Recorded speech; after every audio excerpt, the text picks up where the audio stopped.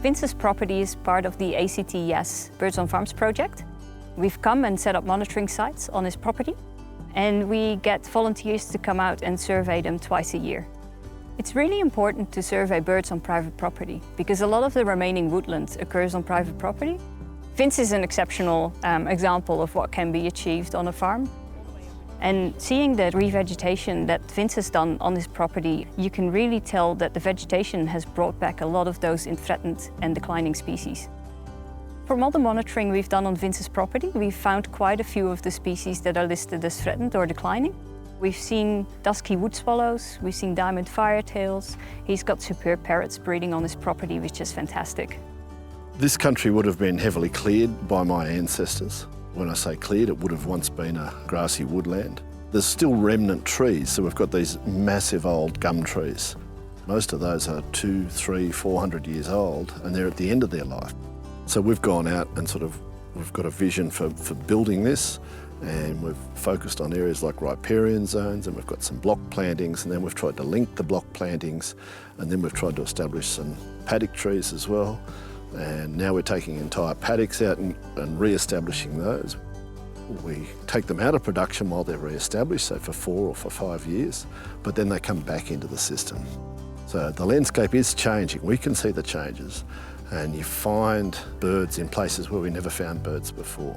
And not just birds, but reptiles and marsupials and mammals, native stuff. And that's really gratifying, really heartwarming.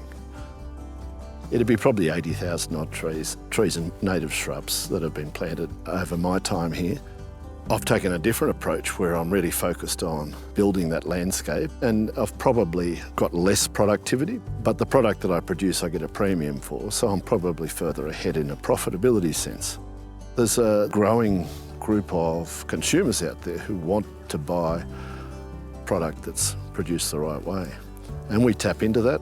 BirdLife obviously has a real focus on birds, and what I'm really enjoying is the monitoring work, and so we're seeing the differences in the populations over time and by my efforts. So what we can do is we can see what a difference what I do makes in that landscape. We can put some hard data behind that, and that I think then in turn helps other farmers say, this is worth doing, this is worth pursuing.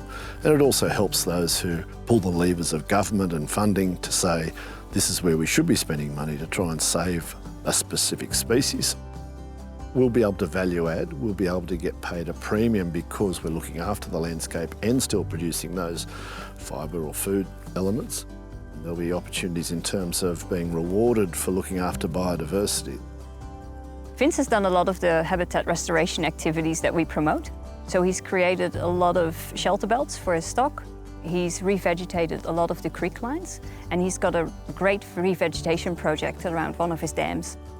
It's amazing to see how much work Vince has put in over time and the benefits that it has. You walk out onto his property and you just hear the birds calling all around you, and he's just won awards for his best lamb. Being able to show that revegetation has a positive effect on the birds, and it's also having a positive effect on production, means that if we can scale this up, we can really get an exciting outcome for the bird life and hopefully be able to conserve bird life.